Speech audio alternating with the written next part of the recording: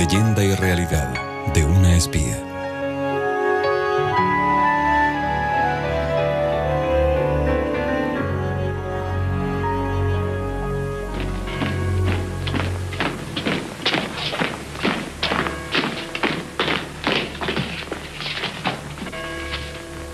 Goodbye.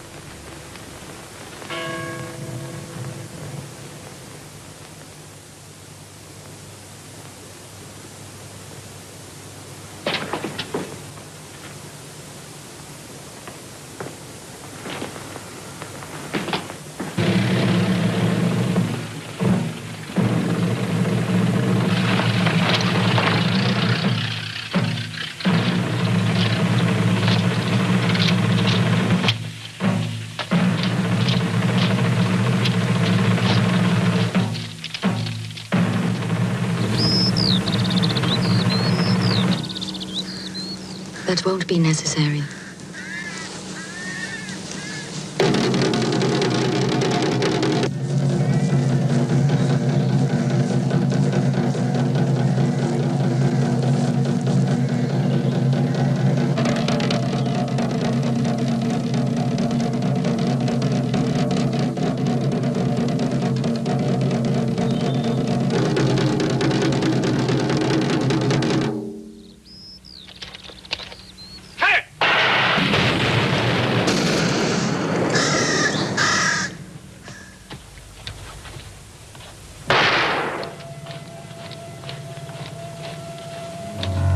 A Mata Hari le encantaban los álbumes de fotos. En más de 10 años coleccionó docenas de fotografías suyas que nunca habían sido publicadas. Estos álbumes se salvaron milagrosamente después de su muerte. Ahora son mostrados por primera vez. La información de su caso está registrada en el expediente del Ejército de la Investigación Preliminar para el juicio. Mata Hari compareció ante el capitán Bouchardon 17 veces y a través de los interrogatorios nos cuenta la historia de lo que sucedió. Madame Cell es acusada con cargos de espionaje. ¿Es culpable o inocente? Capitán Bouchardon, juro a usted que nunca fui espía. Soy inocente. Soy holandesa. ¿Podría hablarnos de su pasado? Nací y viví en Leeuwarden hasta los 12 años.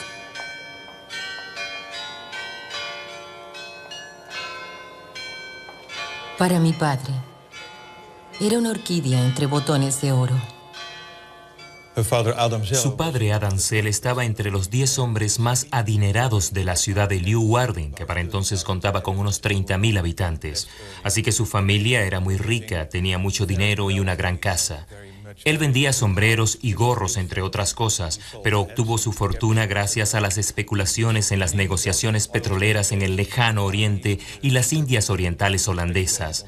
También especuló en el mercado de valores, pero fue tanta la especulación que perdió todo el dinero y luego abandonó a su familia.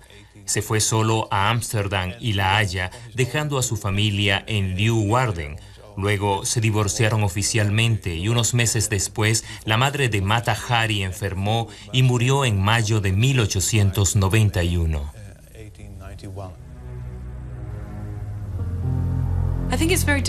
Creo que es muy difícil imaginar lo devastadoras que estas tragedias habrán sido para una chica de 14 años.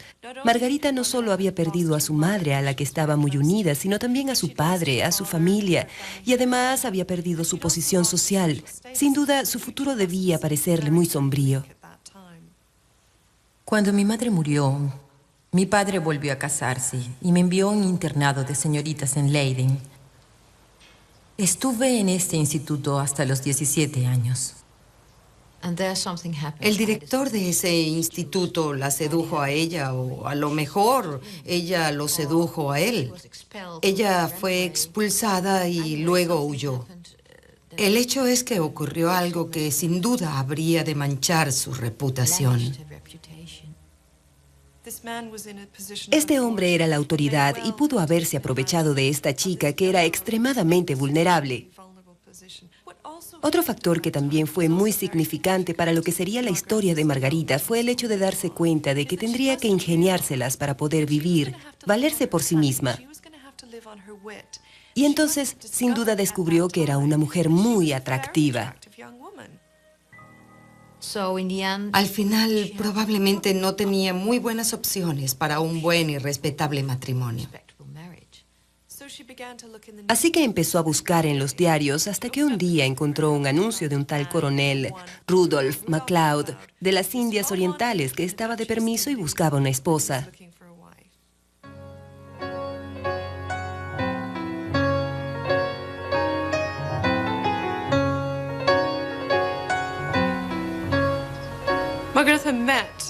Margarita conoció al que sería su esposo, coronel Rudolph MacLeod, en el Museo Rijks, que era un lugar algo burgués. Y las cartas que intercambiaron en esa época dan la impresión de que hubo una especie de atracción instantánea entre ellos. Su futuro esposo casi le doblaba la edad.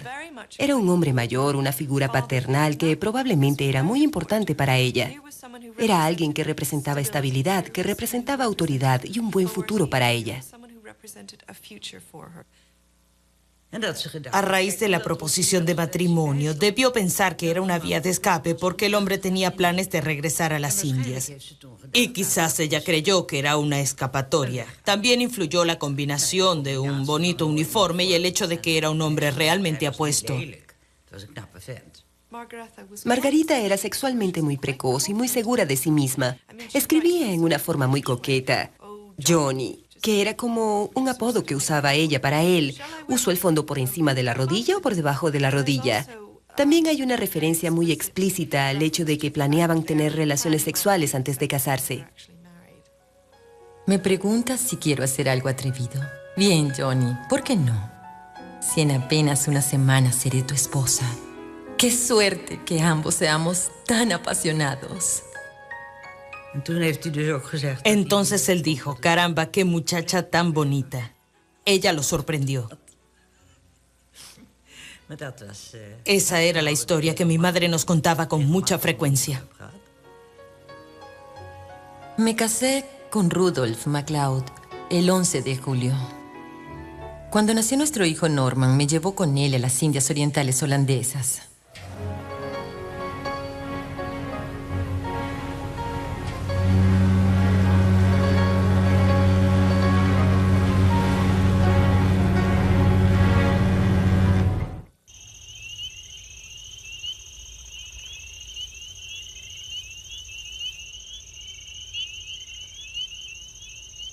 Nos quedamos en el centro de Java, en el campo Willem I, por varios meses.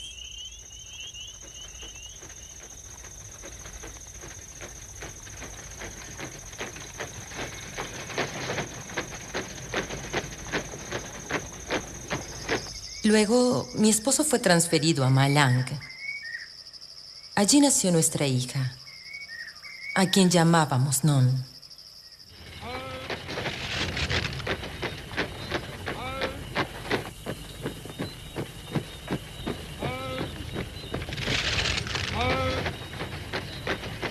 Después fue enviado a Medan, en la costa oriental de Sumatra. Un mes después de nuestra llegada, murió nuestro hijo de 3 años, cuando la esposa de un nativo intentara envenenarnos a todos. Hay varias versiones de lo sucedido, pero mi versión, mejor dicho, la de mi madre, es que la criada, que por supuesto cuidaba a los niños, fue la responsable directa de aquella tragedia. Es decir, mi padre en parte se lo esperaba porque ella dejaba todo en manos de la criada. No se ocupaba personalmente de nada en la casa.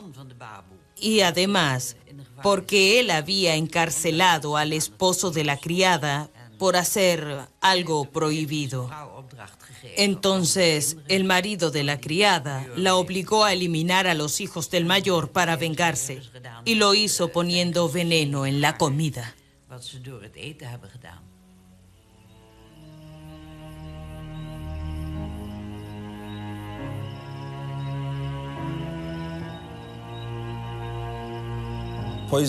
El envenenamiento era algo común en las colonias, una forma indonesia de matar a la gente. Este es Norman. Esta es una foto que mi padre llamaba el niño pequeño.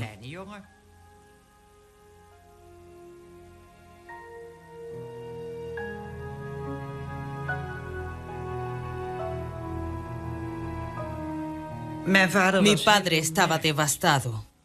Le escribió una carta a su hermana que yo todavía conservo, donde dice que le había sucedido lo peor que le puede pasar a un hombre y que ya no veía la forma de seguir adelante. Él adoraba al niño. Seguramente tenía un gran sentimiento de culpa que probablemente se acentuaba con los reproches de su esposo, que le decía: debías estar pendiente del bebé. Has podido evitar esta terrible tragedia. De modo que ese horrible hecho la perturbaría por el resto de su vida.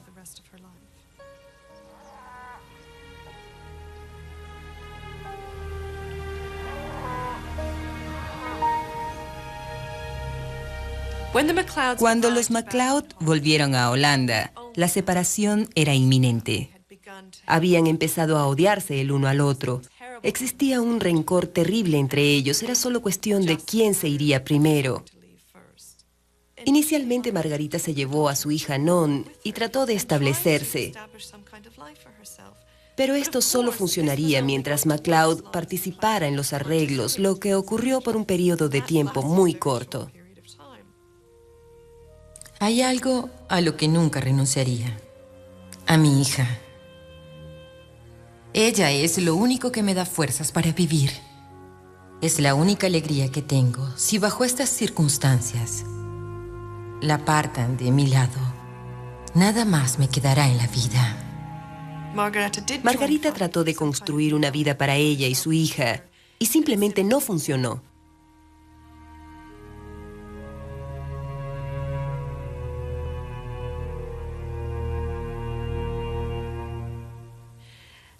Así que decidió irse a París.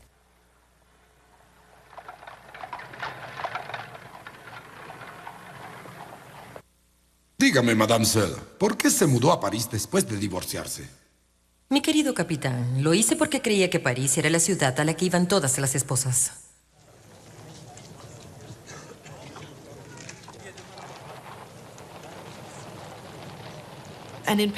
En París se convierte en otra persona, y creo que probablemente ese haya sido el momento en que empieza a inventar a Mata Hari, la bailarina de Indonesia, la mujer sin pasado, una mujer sin aquel terrible sentimiento de culpa, responsabilidad y dolor. Soñaba con bailar la danza nativa de las Indias, integrando mis vivencias.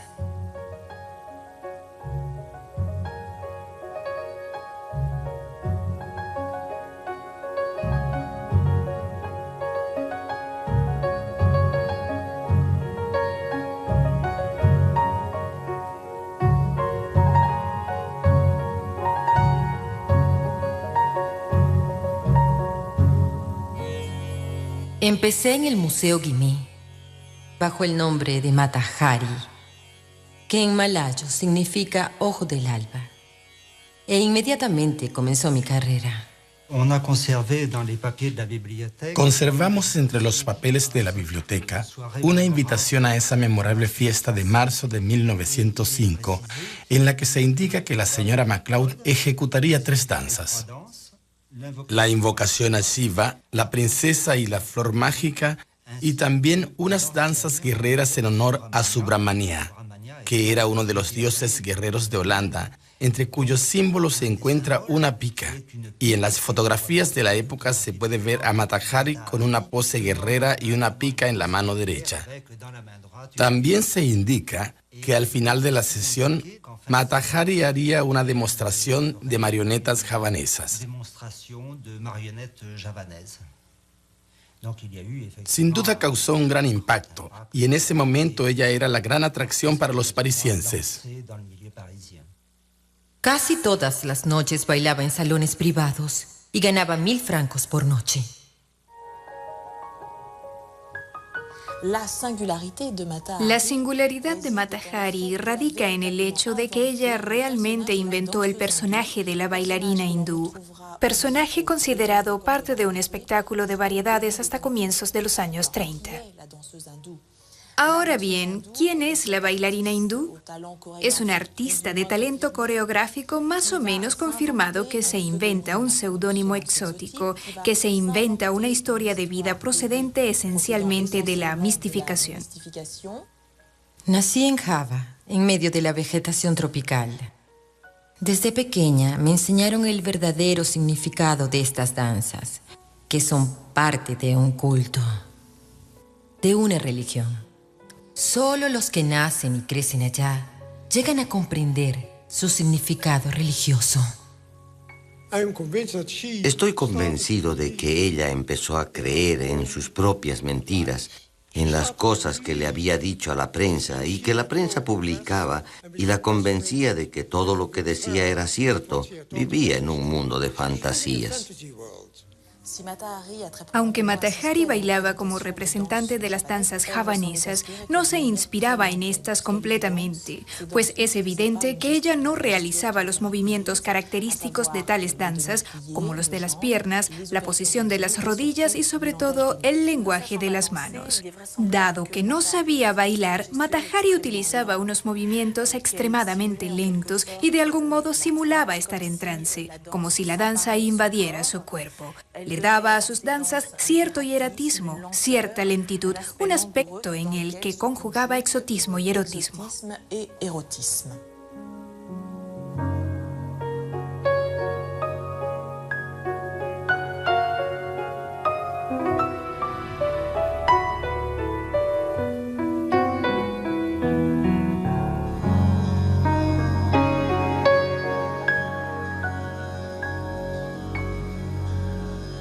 Madame Sel, ¿podría continuar con su testimonio?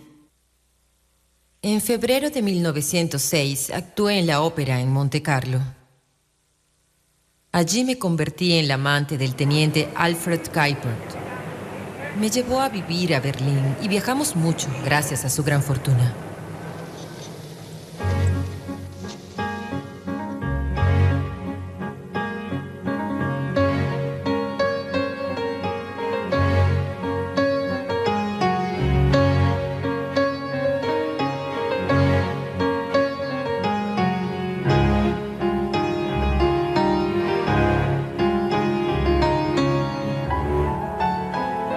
En enero de 1907, bailé en Viena y él me acompañó.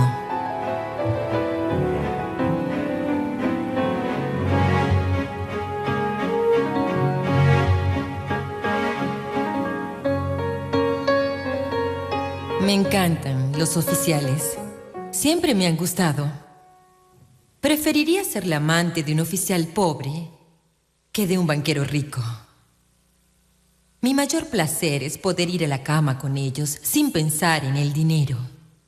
También me gusta probar con distintas nacionalidades.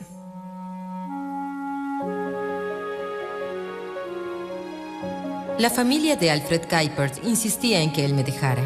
Amenazaban con tomar acción legal. Y finalmente me abandonó. Y me dejó 300.000 marcos.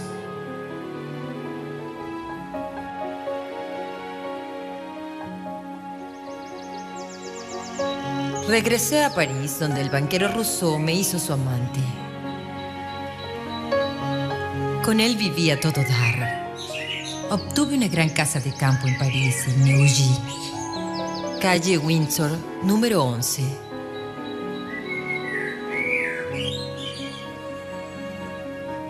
Y una mansión en Turín, llamada La Dorée. Usted misma ha dicho que es una mujer internacional y que poco antes de la guerra había tenido relaciones íntimas con 3 oficiales alemanes.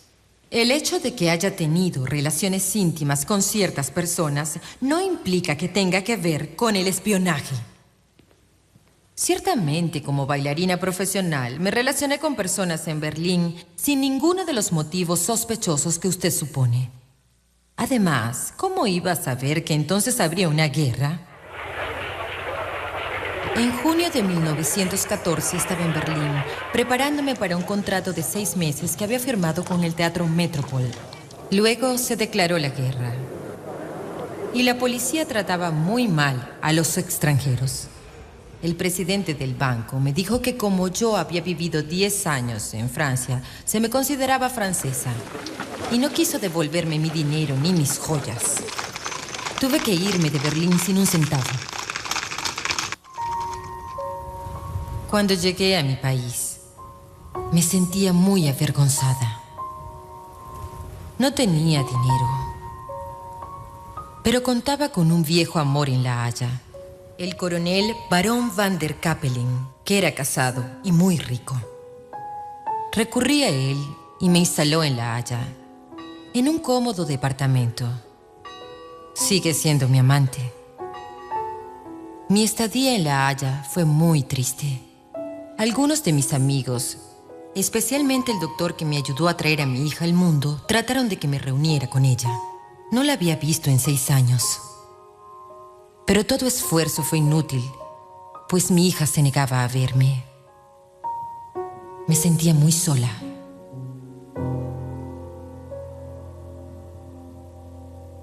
La última actuación de Mata Hari como bailarina fue en La Haya, pero no tuvo la recepción que esperaba. Añoraba el tipo de vida que había tenido en París, así que tomó la inconveniente decisión de regresar a la capital francesa.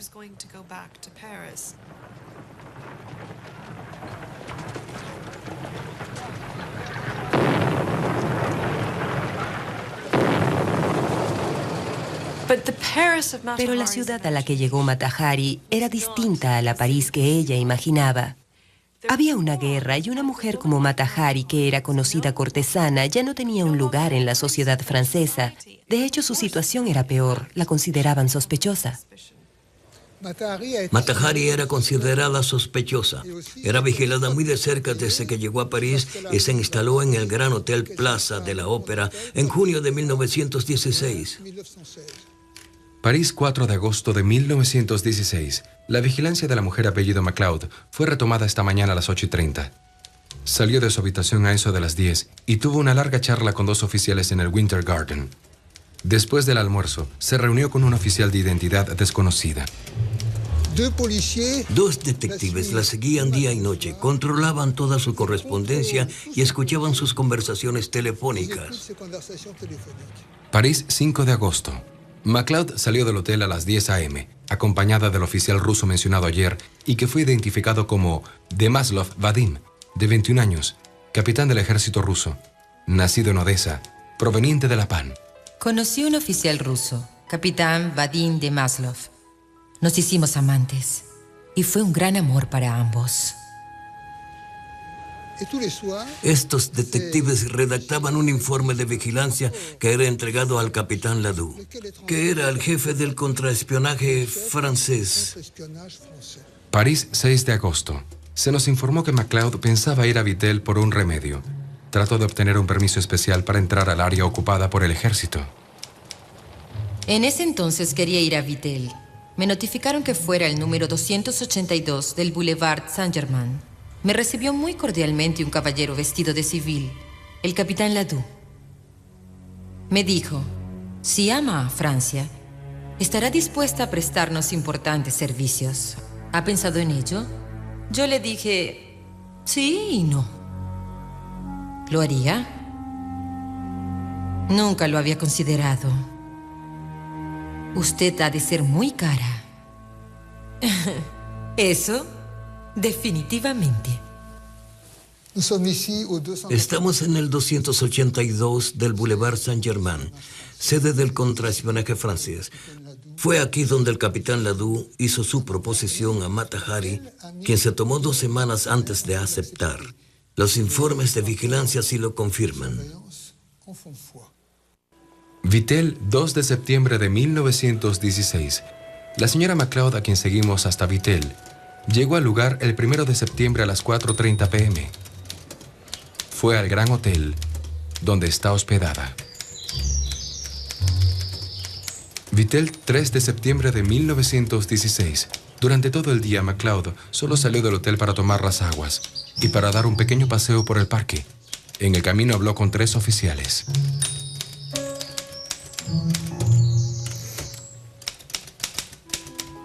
Supimos que se pasó el día esperando a alguien. En efecto, el capitán Vadim Demaslov, el oficial ruso que había pasado varios días con MacLeod en París, llegó en el tren de las 3:30. A las 5:30, los vimos besándose cerca de la ventana de la habitación de MacLeod. A las 6 en punto, fueron a pasear del brazo por el parque. El capitán Demaslov llevaba un parche en el ojo izquierdo, que no tenía cuando lo vimos la primera vez en la ventana. A las 7 p.m. regresaron para cenar y no volvimos a verlos.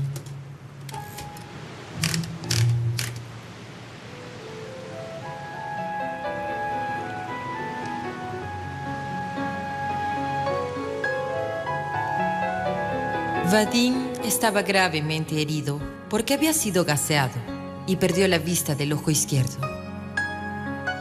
Una noche me preguntó si me casaría con él. Le respondí que sí y comencé a pensar. Mi futuro estaba totalmente arreglado. Le pediré al capitán Ladoux suficiente dinero como para no tener que serle infiel a Vadim. Al regresar a París, hablaré con Ladoux. Le diré, esto es lo que pienso hacer. Iré a Bruselas con mis mejores trajes y frecuentaré el alto mando alemán. Por eso quiero 1 millón de francos. Pero me pagará solo después de confirmar el valor de mi información. El proyecto de un gran plan de espionaje en Bruselas parecía una fantasía. Ladoux lo aceptó, al igual que el pago que exigía Mata Hari. 1 millón de francos, una suma enorme para la época.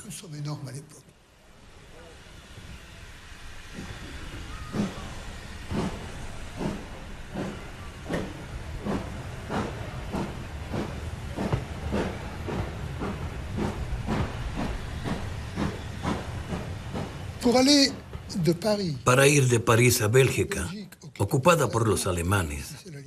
Esta es la frontera de Francia, pasando por Holanda. Ladoux dejó que Mata Hari escogiera entre 2 caminos. Un camino corto pasando por Suiza y Alemania y un camino muy largo que pasa por España. Decidí viajar a Bélgica por la ruta sur vía España. Abordé el Hollandia, que zarpó desde Vigo, y 6 días después llegué a Falmouth. Nada especial ocurrió durante la travesía. Pero ese camino largo pasaba por La Mancha, donde los ingleses desviaron el buque para inspeccionarlo. En Falmouth, unos policías y soldados abordaron el barco. Me sacaron del barco y me enviaron a la jefatura central de la policía londinense. Me habían confundido con la espía alemana Clara Benedix. Finalmente me liberaron, pero me prohibieron regresar a Holanda. Tuve que volver a España, donde había empezado mi viaje.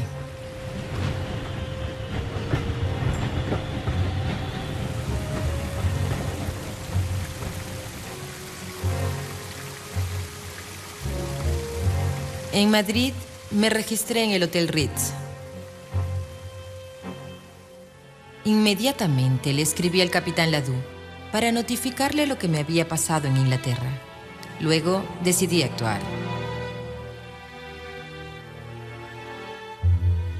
Tomé el directorio diplomático del hotel y busqué la embajada alemana. Averigüé que el agregado militar era el mayor Arnold Kalle, residido en Vía Castellana, número 23. Ese mismo día le escribí. Al siguiente día fui a verlo.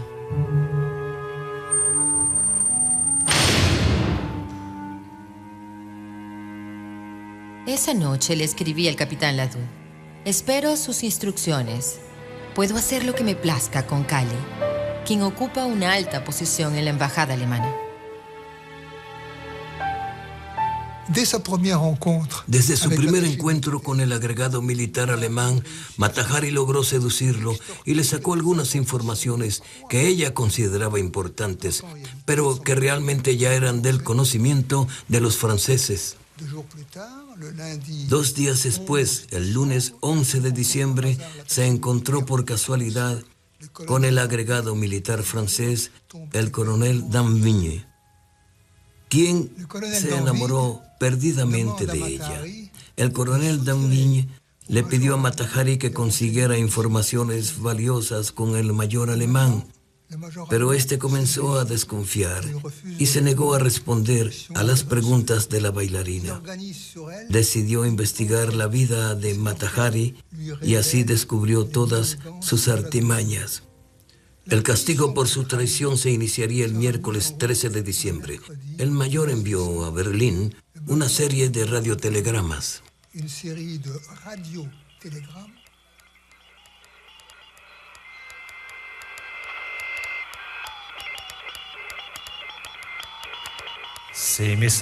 Esos mensajes fueron enviados por el agregado militar desde Madrid a Berlín y nuestro centro escucha de la Torre Eiffel logró interferirlos. Fueron descifrados por nuestro servicio de contraespionaje.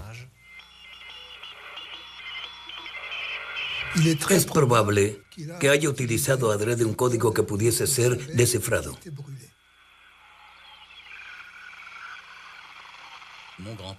Mi abuelo estaba convencido de que los alemanes no sabían que nosotros conocíamos su código. No había ninguna razón para pensar que los telegramas no fuesen verdaderos. En esos radiotelegramas, el mayor Kahle habla de Mata Hari como la agente H-21 que le había dado informaciones supuestamente muy completas. Y así el contraespionaje francés pudo detener a una supuesta y gran espía alemana. Los alemanes entregaron a Mata Hari a los franceses. Eso fue extremadamente torpe desde el punto de vista político, ya que los franceses necesitaban precisamente en ese momento demostrar que luchaban contra los traidores y los espías. Entonces, ¿por qué los alemanes nos entregaron una espía? Es algo que no entiendo. Naturalmente, eso nos favoreció, pero hay algo en la mente de los alemanes que me inquieta un poco. Al regresar a París fue vigilada durante 6 semanas, pero sin resultado alguno. El juez de instrucción Bouchardon ordenó que la arrestaran el 13 de febrero de 1917.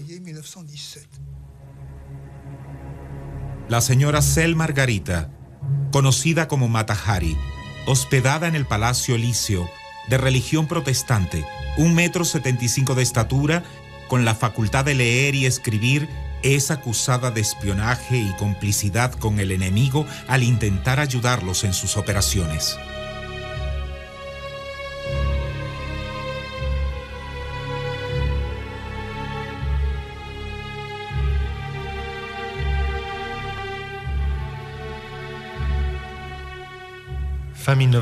Entre finales de 1916 y principios de 1917, Francia enfrentó una grave crisis. Las tropas no eran eficientes, la moral había bajado y las sublevaciones se multiplicaban. En la guerra, los civiles aspiraban la paz. Era absolutamente necesario elevar la moral del pueblo y probar que los franceses eran completamente capaces de contrarrestar las operaciones del espionaje alemán. En ese momento, cae el caso Mata Hari, que representaba un verdadero bien para el Ministerio de la Guerra.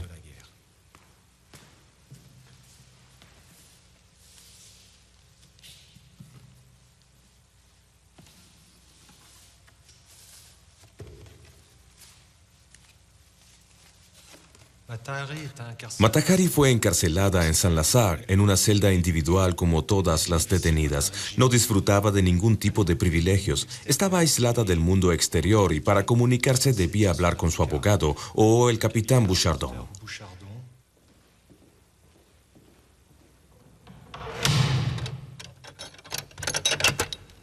El impacto me ha alterado tanto que ya no soy yo misma. Creo que estoy enloqueciendo. Le suplico que no me deje encerrada en esta celda un día más.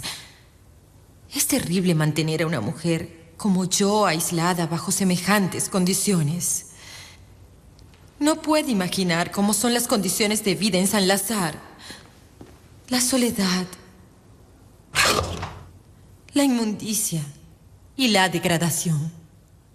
El capitán Bouchardon era el oficial acusador, es decir, el juez de instrucción oficial. Se encargaba de interrogar a los testigos y a Mata Hari y de examinar las evidencias. También era el responsable de la vida de Mata Hari hasta el día del juicio.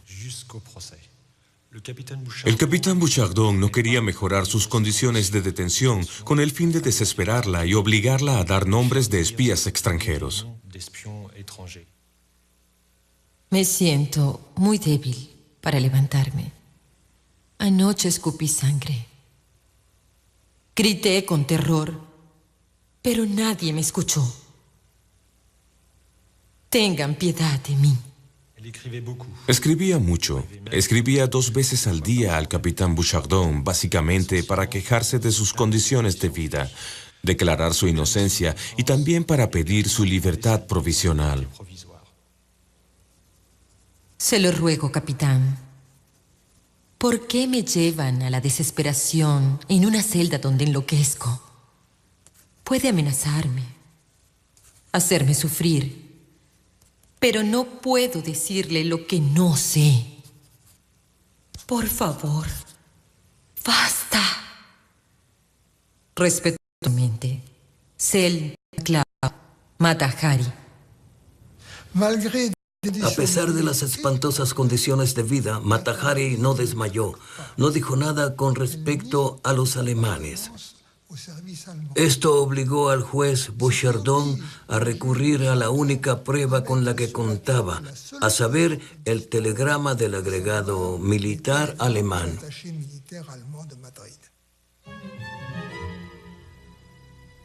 Madame Sell, tenemos evidencias que demuestran que ha jugado el más osado juego con los servicios de espionaje enemigos. Usted es la agente H-21 y trabaja para la Oficina Central de Información de Colonia. Pretendía aceptar la oferta del capitán Ladoux y viajar a Bélgica en su nombre. En el mes de diciembre de 1916, recibió en París la suma de 5.000 francos desde Alemania y finalmente le suministró a los alemanes información detallada relacionada con diversos puntos de importancia política, diplomática y militar. La persona de la que Kale habla en sus telegramas es usted. He decidido decir la verdad. Si hasta ahora no lo había confesado es porque estaba avergonzada. En octubre de 1915, estaba en mi casa en La Haya. Era tarde y mi criada Ana ya dormía. Alguien llamó a la puerta y fui a ver de quién se trataba. Frente a mí estaba el señor Kremer, el cónsul alemán en Ámsterdam, que había escrito para anunciar su visita, pero sin decirme por qué deseaba verme. Él sabía que había pedido un pasaporte para ir a Francia.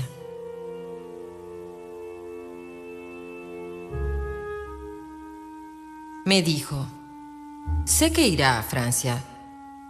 ¿Podría hacer algo por mí? Conseguir cualquier información que sea de nuestro interés.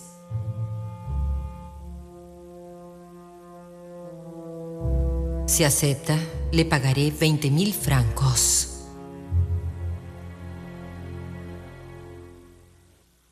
Estamos grabando su confesión. Pero ¿a quién le servía bajo tales condiciones? ¿A quién traicionó? ¿A Francia o a Alemania? Nunca cumplí con la encomienda de Kremer. De seguro me asignaron un número, H-21. Pero nunca me consideré una empleada de los alemanes. Nunca llevé a cabo ningún acto de espionaje en contra de Francia. No causé la muerte de ninguno de sus soldados.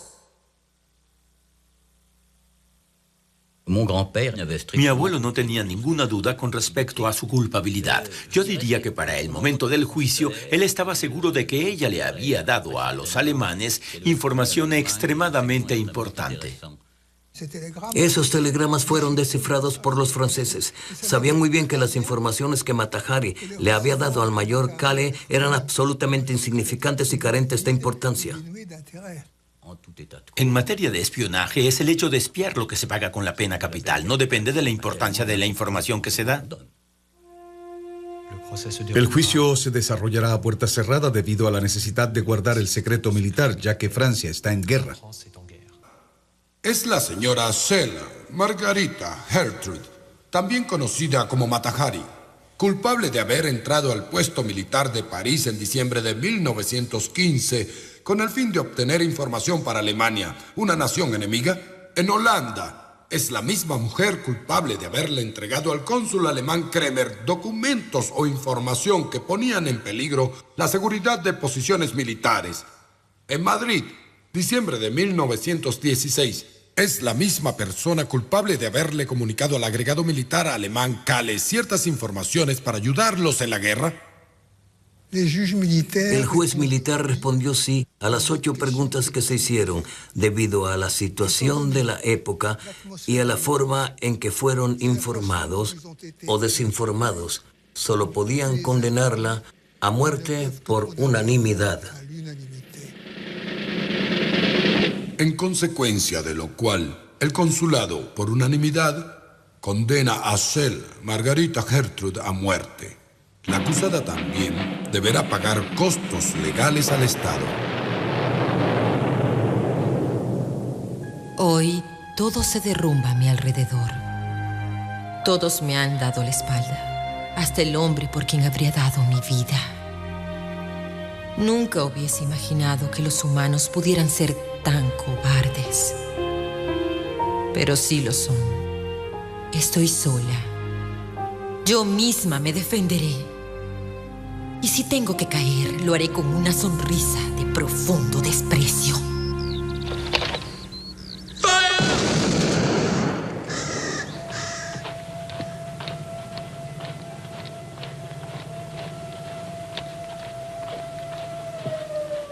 Mata Hari fue ejecutada. Pero como nadie reclamó el cuerpo, en París empezaron a correr los rumores de que Mata Hari se había salvado, que había aparecido un hombre en un corcel blanco justo a tiempo para salvarla, o que escapó porque al quitarse el abrigo y mostrar su hermoso cuerpo deslumbró tanto a los soldados que fallaron al disparar. Ah, sí. Esa historia la oí de mi mamá con todos sus detalles. Él estaba sentado atrás en un banco en el jardín y se enteró por el diario que la habían fusilado. Se quedó atónito. No porque fuera ella, sino porque según sus valores éticos, a una mujer no se le pone frente a un pelotón.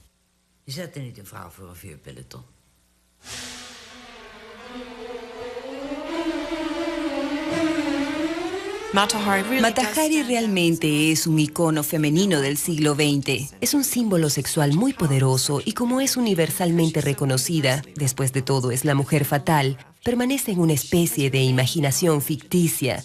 Y ahora cada vez que surge otro caso de una mujer, una agente de inteligencia, siempre se le compara con Mata Hari. Y esa es una forma de darle una connotación sexual al papel de una mujer en un mundo para hombres.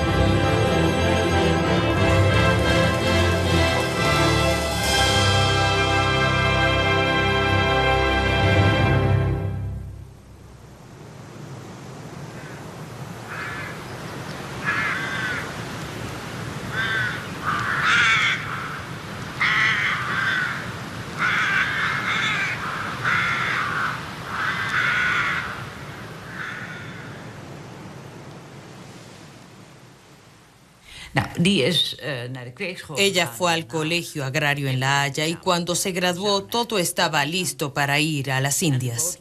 Los boletos estaban reservados. Todo estaba preparado para salir y la fecha estaba fijada. Incluso el día antes, mi madre se fue a la ciudad a arreglar un vestido amarillo y por la noche le cosió los adornos al vestido y luego se fueron a acostar. A la mañana siguiente, mi madre fue a despertarla y yacía muerta en la cama. Murió mientras dormía. No tenía ningún rastro de haber sufrido en su paso a la otra vida. Simplemente falleció. Y eso sí fue algo que mi padre no pudo soportar. Además de todo, la había perdido a ella. Fue un hecho terrible para él. Fue demasiado.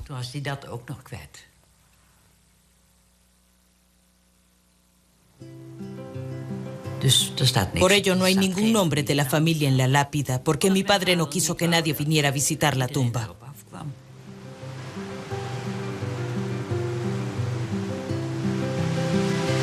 Ja, dat oude kwaad verbritsen, kreet voor eeuwig onderwijs, is weer naar Europa stutsen, maar je moeltje vol malaise. Ja, bezocht de vreemde stritten, in Parijs en in Berlijn, al haar jermoete feiten, bij muziek en brandewijn.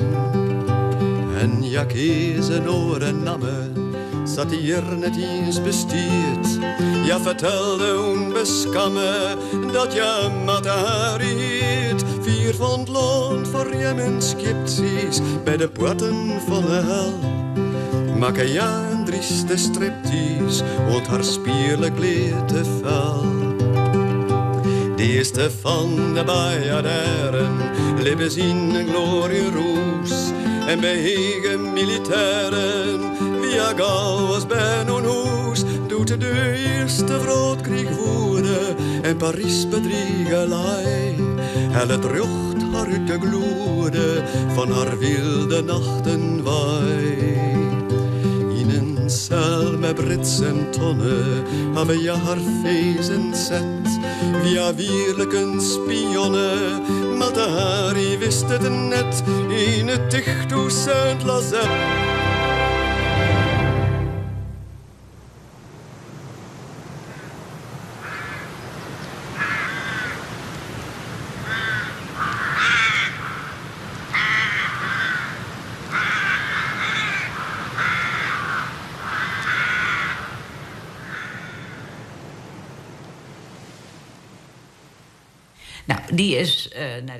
Ella fue al colegio agrario en La Haya y cuando se graduó todo estaba listo para ir a las Indias. Los boletos estaban reservados. Todo estaba preparado para salir y la fecha estaba fijada. Incluso el día antes, mi madre se fue a la ciudad a arreglar un vestido amarillo y por la noche le cosió los adornos al vestido y luego se fueron a acostar. A la mañana siguiente, mi madre fue a despertarla y yacía muerta en la cama. Murió mientras dormía. No tenía ningún rastro de haber sufrido en su paso a la otra vida. Simplemente falleció. Y eso sí fue algo que mi padre no pudo soportar. Además de todo, la había perdido a ella. Fue un hecho terrible para él. Fue demasiado.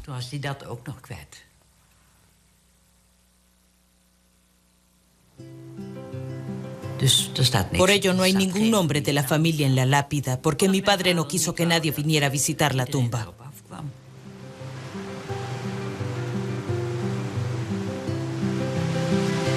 Ja, dat oude kwaad verbritsen, kreet voor eeuwig onderwijs, is weer naar Europa stutsen, maar je moeltje vol malaise. Ja, bezocht de vreemde stritten, in Parijs en in Berlijn, al haar jermoete feiten, bij muziek en brandewijn.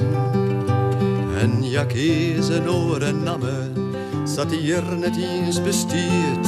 Ja, vertelde onbeskamme dat je Matahari 4 van het land voor je men skeptisch bij de poorten van de hel. Maak ja een trieste striptease, want haar spierlijk leed te fel. De eerste van de Bajaderen leven zien een glorieroes en bij hege militairen, via Gauws bij onhoes, doet de eerste vrootkrieg voeren en Parijs bedriegelij. Helle drucht haar uit de gloede van haar wilde nachten wij.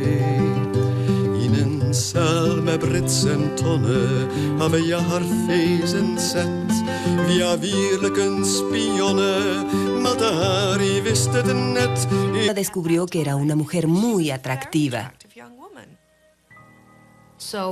Al final, probablemente no tenía muy buenas opciones para un buen y respetable matrimonio. Así que empezó a buscar en los diarios hasta que un día encontró un anuncio de un tal coronel Rudolph MacLeod de las Indias Orientales que estaba de permiso y buscaba una esposa.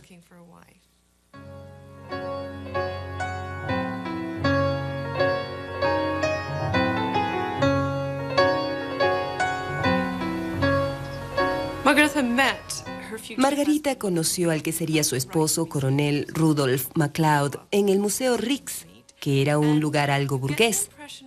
Y las cartas que intercambiaron en esa época dan la impresión de que hubo una especie de atracción instantánea entre ellos. Su futuro esposo casi le doblaba la edad. Era un hombre mayor, una figura paternal que probablemente era muy importante para ella. Era alguien que representaba estabilidad, que representaba autoridad y un buen futuro para ella. A raíz de la proposición de matrimonio, debió pensar que era una vía de escape porque el hombre tenía planes de regresar a las Indias.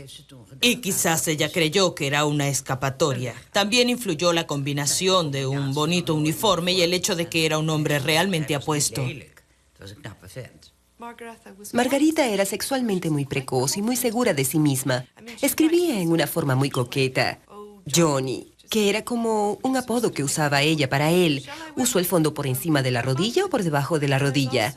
También hay una referencia muy explícita al hecho de que planeaban tener relaciones sexuales antes de casarse. Me preguntas si quiero hacer algo atrevido. Bien, Johnny, ¿por qué no? Si en apenas una semana seré tu esposa. ¡Qué suerte que ambos seamos tan apasionados! Entonces él dijo, caramba, qué muchacha tan bonita. Ella lo sorprendió. Esa era la historia que mi madre nos contaba con mucha frecuencia. Me casé con Rudolph MacLeod el 11 de julio. Cuando nació nuestro hijo Norman, me llevó con él a las Indias Orientales holandesas.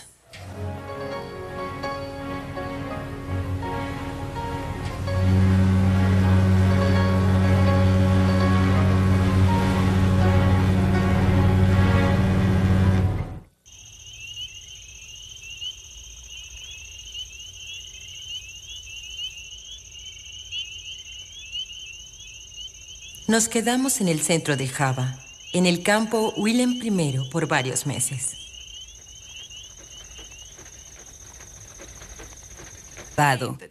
Que había aparecido un hombre en un corcel blanco justo a tiempo para salvarla, o que escapó porque al quitarse el abrigo y mostrar su hermoso cuerpo deslumbró tanto a los soldados que fallaron al disparar. Ah, sí. Esa historia la oí de mi mamá con todos sus detalles. Él estaba sentado atrás en un banco en el jardín y se enteró por el diario que la habían fusilado. Se quedó atónito. No porque fuera ella, sino porque según sus valores éticos, a una mujer no se le pone frente a un pelotón.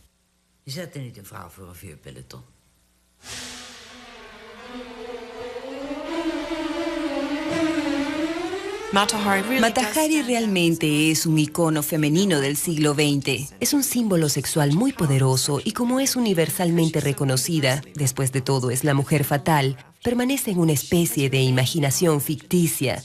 Y ahora cada vez que surge otro caso de una mujer, una agente de inteligencia, siempre se le compara con Mata Hari. Y esa es una forma de darle una connotación sexual al papel de una mujer en un mundo para hombres.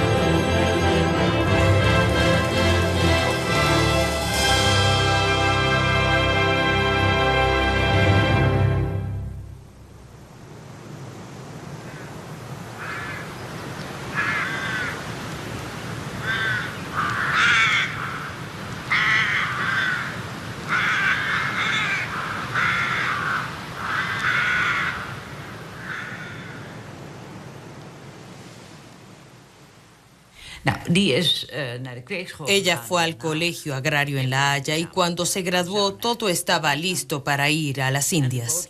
Los boletos estaban reservados. Todo estaba preparado para salir y la fecha estaba fijada. Incluso el día antes, mi madre se fue a la ciudad a arreglar un vestido amarillo y por la noche le cosió los adornos al vestido y luego se fueron a acostar.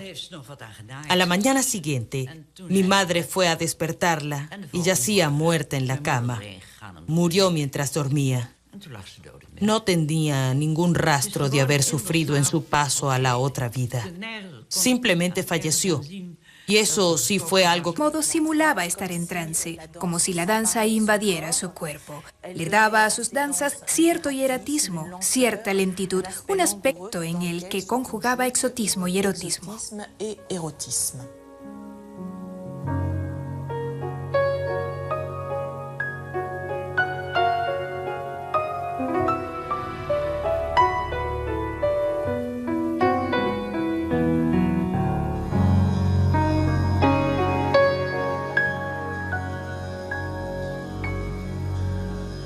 Madame Sed, ¿podría continuar con su testimonio? En febrero de 1906 actué en la ópera en Monte Carlo. Allí me convertí en la amante del teniente Alfred Kuipert. Me llevó a vivir a Berlín y viajamos mucho gracias a su gran fortuna.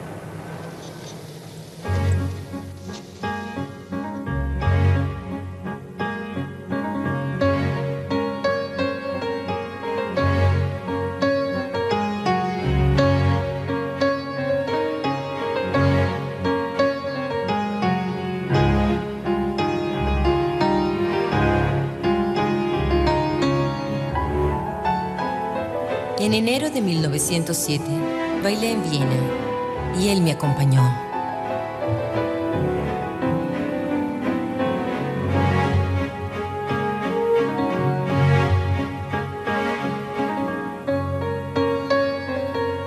Me encantan los oficiales. Siempre me han gustado. Preferiría ser la amante de un oficial pobre que de un banquero rico. Mi mayor placer es poder ir a la cama con ellos sin pensar en el dinero. También me gusta probar con distintas nacionalidades.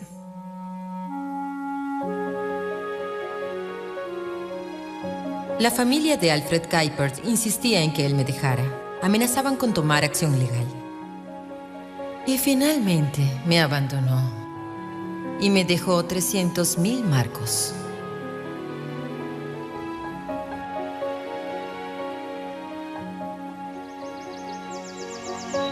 Regresé a París, donde el banquero Rousseau me hizo su amante. Con él vivía a todo dar. Obtuve una gran casa de campo en París, en Neuilly, calle Windsor, número 11.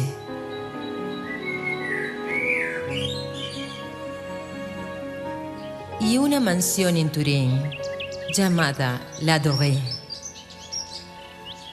Usted misma ha dicho que es una mujer internacional y que poco antes de la guerra había tenido relaciones íntimas con 3 oficiales alemanes.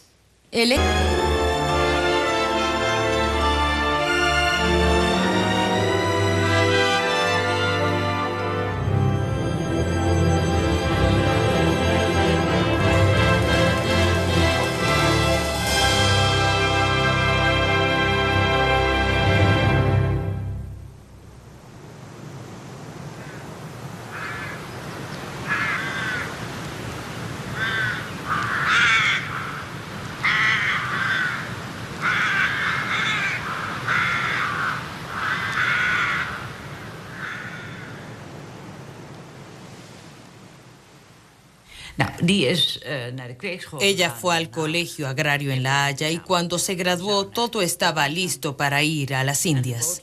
Los boletos estaban reservados. Todo estaba preparado para salir y la fecha estaba fijada.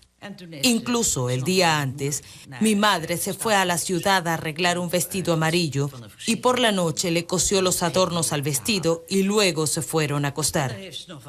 A la mañana siguiente, mi madre fue a despertarla y yacía muerta en la cama. Murió mientras dormía.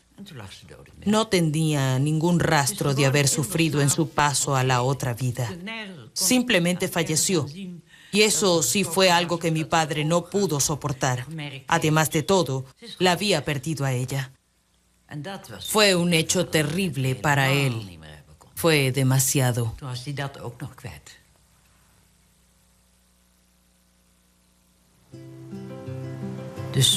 Por ello no hay ningún nombre de la familia en la lápida, porque mi padre no quiso que nadie viniera a visitar la tumba.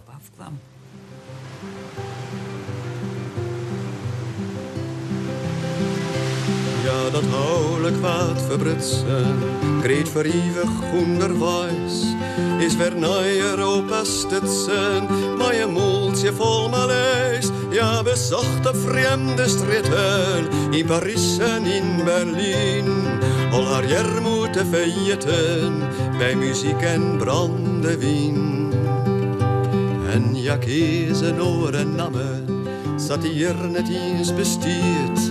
Ja, vertelde onbeskamme dat je Matahari heet. 4 van het land voor Jemen sceptisch bij de poorten van de hel. Maak ja een trieste striptease, want haar spierlijk leed te fel. De eerste van de Bajaderen leven zien glorieroes. En bij hege militairen, via Gauws bij onhoes, doet de eerste Vrootkrieg woede en Parijs bedriegelij. Helle terug. Pero ese camino largo pasaba por La Mancha, donde los ingleses desviaron el buque para inspeccionarlo. En Falmouth, unos policías y soldados abordaron el barco. Me sacaron del barco y me enviaron a la jefatura central de la policía londinense. Me habían confundido con la espía alemana Clara Benedix. Finalmente me liberaron, pero me prohibieron regresar a Holanda. Tuve que volver a España, donde había empezado mi viaje.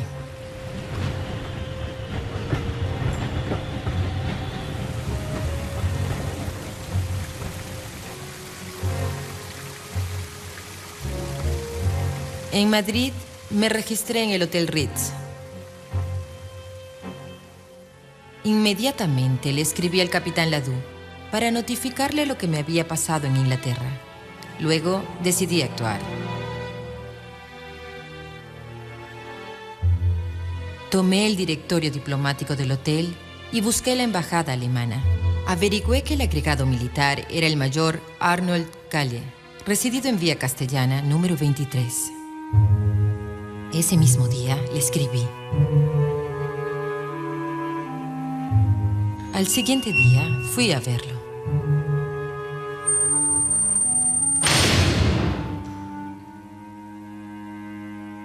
Esa noche le escribí al capitán Ladoux. Espero sus instrucciones.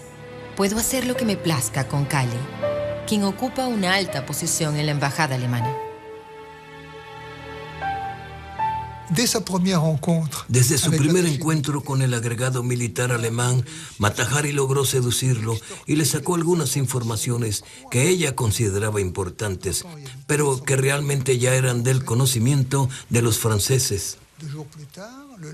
2 días después, el lunes 11 de diciembre, se encontró por casualidad con el agregado militar francés, el coronel Danvigne, quien se enamoró perdidamente de ella.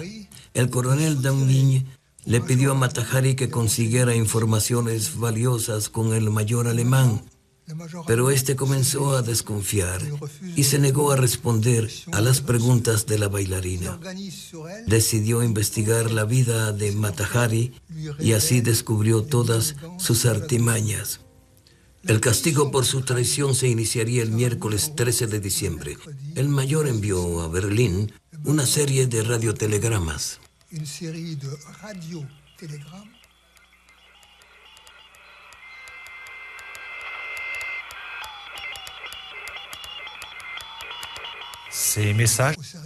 Esto obligó al juez Bouchardon a recurrir a la única prueba con la que contaba, a saber, el telegrama del agregado militar alemán.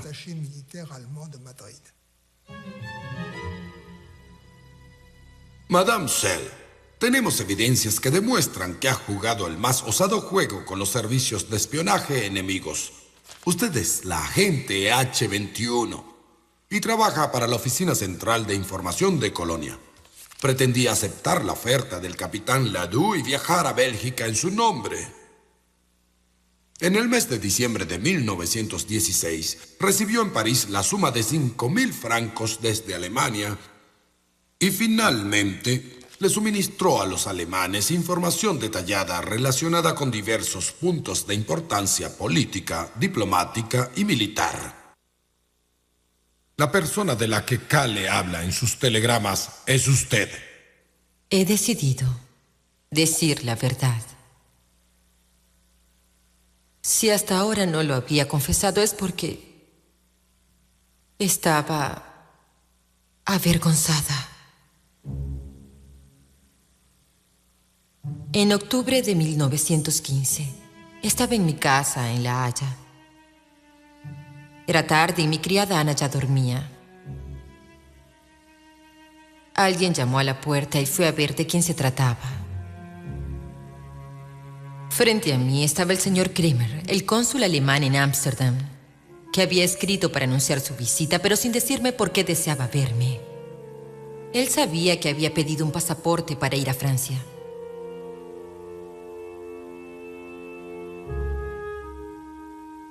Me dijo, sé que irá a Francia. ¿Podría hacer algo por mí? Conseguir cualquier información que sea de nuestro interés.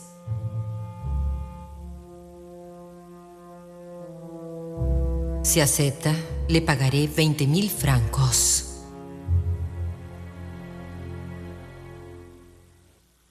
Estamos grabando su confesión. Pero ¿a quién le servía bajo tales condiciones? ¿A quién traicionó? ¿A Francia o a Alemania? Nunca cumplí con la encomienda de Kremer. De seguro me asignaron un número, H-21. Pero nunca me consideré una empleada de los alemanes. Nunca llevé a cabo ningún acto de espionaje en contra de Francia.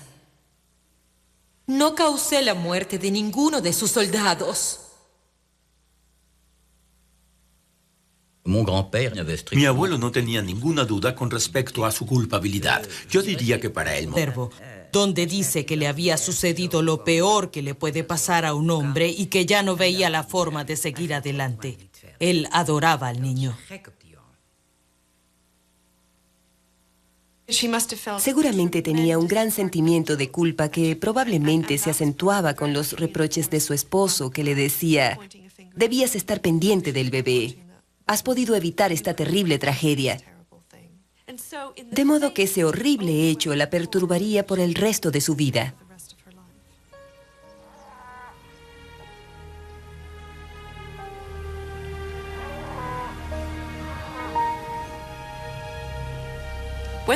Cuando los MacLeod volvieron a Holanda, la separación era inminente. Habían empezado a odiarse el uno al otro. Existía un rencor terrible entre ellos. Era solo cuestión de quién se iría primero. Inicialmente Margarita se llevó a su hija Non y trató de establecerse. Pero esto solo funcionaría mientras MacLeod participara en los arreglos, lo que ocurrió por un periodo de tiempo muy corto. Hay algo a lo que nunca renunciaría. A mi hija. Ella es lo único que me da fuerzas para vivir. Es la única alegría que tengo. Si bajo estas circunstancias la apartan de mi lado, nada más me quedará en la vida. Margarita trató de construir una vida para ella y su hija, y simplemente no funcionó.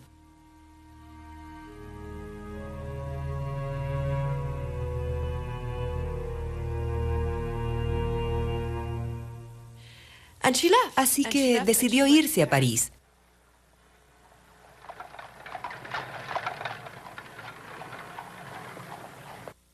Dígame, Madame Sell, ¿por qué se mudó a París después de divorciarse? Mi querido capitán, lo hice porque creía que París era la ciudad a la que iban todas las esposas.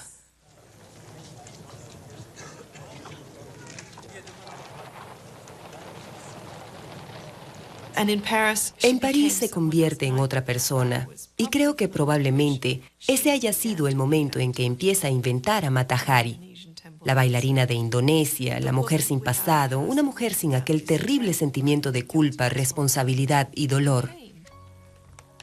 Soñaba con bailar la danza nativa de las Indias, integrando mis vivencias.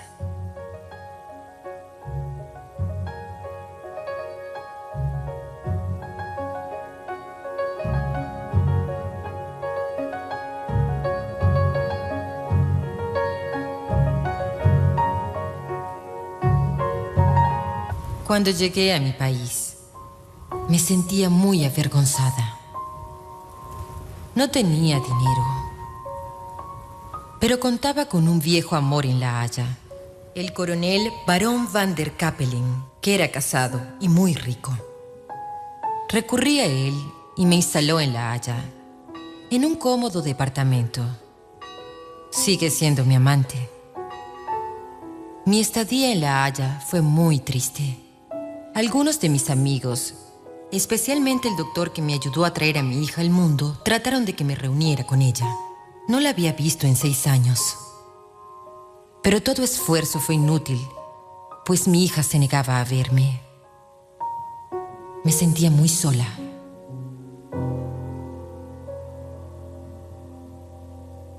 La última actuación de Mata Hari como bailarina fue en La Haya, pero no tuvo la recepción que esperaba.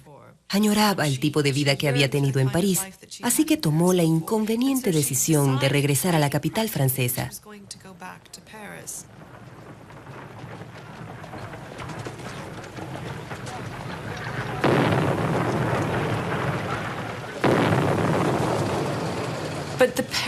Pero la ciudad a la que llegó Mata Hari era distinta a la París que ella imaginaba. Había una guerra y una mujer como Mata Hari, que era conocida cortesana, ya no tenía un lugar en la sociedad francesa. De hecho, su situación era peor. La consideraban sospechosa. Mata Hari era considerada sospechosa. Era vigilada muy de cerca desde que llegó a París y se instaló en el Gran Hotel Plaza de la Ópera en junio de 1916. París, 4 de agosto de 1916. La vigilancia de la mujer apellido MacLeod fue retomada esta mañana a las 8:30. Salió de su habitación a eso de las 10 y tuvo una larga charla con 2 oficiales en el Winter Garden. Después del almuerzo, se reunió con un oficial de identidad desconocida. 2 detectives la seguían día y noche, controlaban toda su correspondencia y escuchaban sus conversaciones telefónicas. París, 5 de agosto. MacLeod salió del hotel a las 10 a.m., acompañada del oficial ruso mencionado ayer y que fue identificado como Demaslov Vadim, de 21 años, capitán del ejército ruso, nacido en Odessa, proveniente de la PAN. Conocí a un oficial ruso, capitán Vadim Demaslov. Nos hicimos amantes y fue un gran amor para ambos. Estos detectives redactaban un informe de vigilancia que era entregado al capitán Ladoux, que era el jefe del contraespionaje francés. París, 6 de agosto. Se nos informó que MacLeod pensaba ir a Vittel por un remedio. Trató de obtener un permiso especial. Somos amantes y fue un gran amor para ambos. Estos detectives redactaban un informe de vigilancia que era entregado al capitán Ladoux, que era el jefe del contraespionaje francés. París, 6 de agosto. Se nos informó que MacLeod pensaba ir a Vittel por un remedio. Trató de obtener un permiso especial para entrar al área ocupada por el ejército. En ese entonces quería ir a Vittel. Me notificaron que fuera el número 282 del Boulevard Saint-Germain. Me recibió muy cordialmente un caballero vestido de civil, el capitán Ladoux. Me dijo, si ama a Francia, estará dispuesta a prestarnos importantes servicios. ¿Ha pensado en ello? Yo le dije, sí y no. ¿Lo haría? Nunca lo había considerado. Usted ha de ser muy cara. Eso, definitivamente. Estamos en el 282 del Boulevard Saint-Germain, sede del contraespionaje francés. Fue aquí donde el capitán Ladoux hizo su proposición a Mata Hari, quien se tomó 2 semanas antes de aceptar. Los informes de vigilancia sí lo confirman. Vittel, 2 de septiembre de 1916.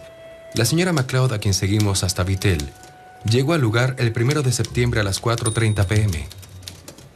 Fue al Gran Hotel, donde está hospedada. Vittel, 3 de septiembre de 1916. Durante todo el día, MacLeod solo salió del hotel para tomar las aguas y para dar un pequeño paseo por el parque. En el camino habló con 3 oficiales.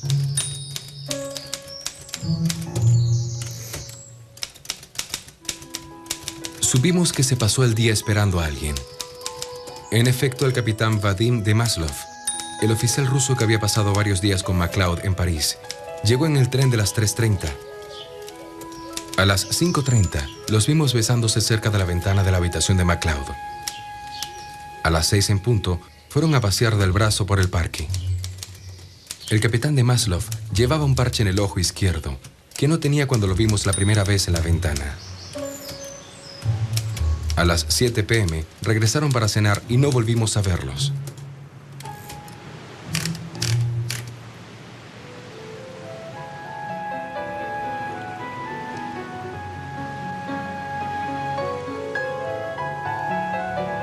Vadim estaba gravemente herido porque había sido gaseado y perdió la vista del ojo izquierdo. Una noche me preguntó si me casaría con él. Le refería a su esposo, coronel Rudolf MacLeod, en el Museo Rijks, que era un lugar algo burgués.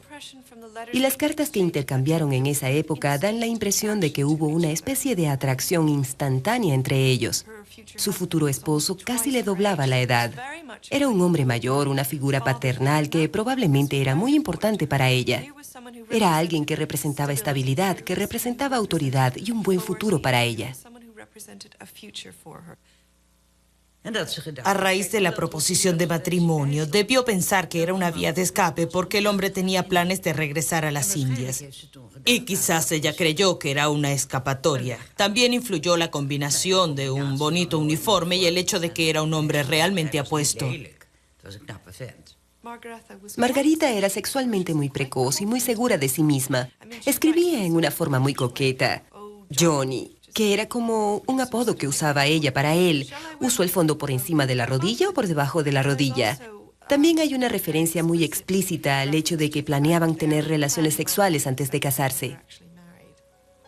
Me preguntas si quiero hacer algo atrevido. Bien, Johnny, ¿por qué no? Si en apenas una semana seré tu esposa. ¡Qué suerte que ambos seamos tan apasionados! Entonces él dijo, caramba, qué muchacha tan bonita. Ella lo sorprendió. Esa era la historia que mi madre nos contaba con mucha frecuencia. Me casé con Rudolf MacLeod el 11 de julio. Cuando nació nuestro hijo Norman, me llevó con él a las Indias Orientales holandesas.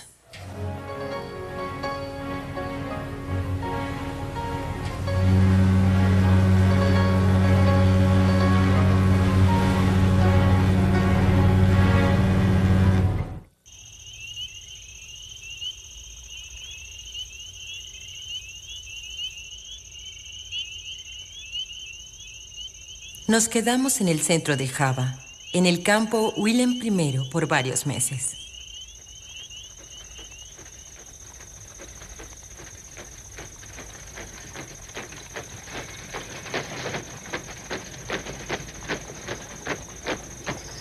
Luego, mi esposo fue transferido a Malang. Allí nació nuestra hija, a quien llamábamos Non.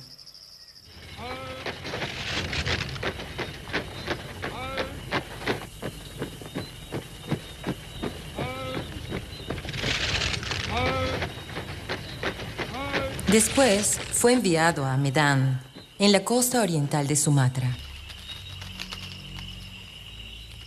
Un mes después de